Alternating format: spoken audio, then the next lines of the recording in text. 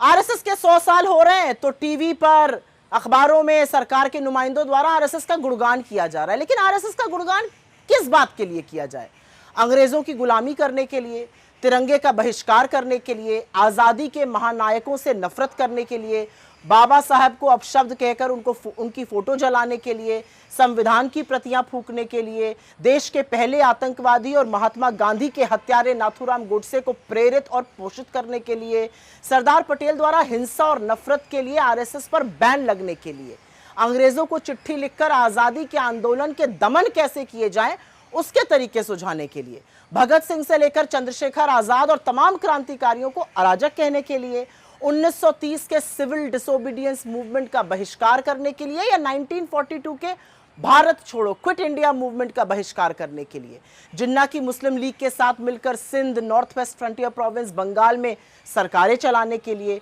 शुरू से मनुस्मृति की वकालत करने के लिए जो महिलाओं को सदैव आश्रित रहने की सीख देती है,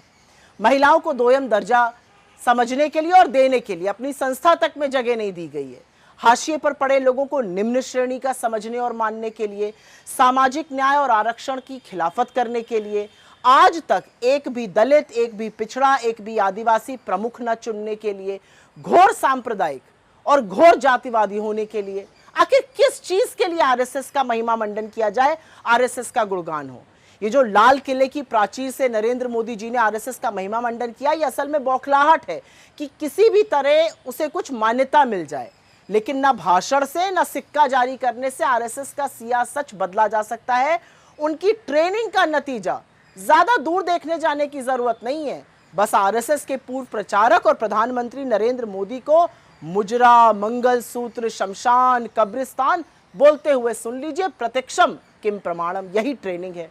किसी ने ठीक ही तो कहा है, जो देशभक्त थे वो जंग में गए, जो गद्दार थे वो संग में गए। और ये सच्चाई आज तक यही है। आज भी नफरत फैलाने का, वैमनस्य फैलाने का, पोलराइज करने का, भाई को भाई से लड़ाने का काम आरएसएस और उससे प्रेरित लोग जो सरकार में हैं वो मुस्तैदी से कर रहे हैं।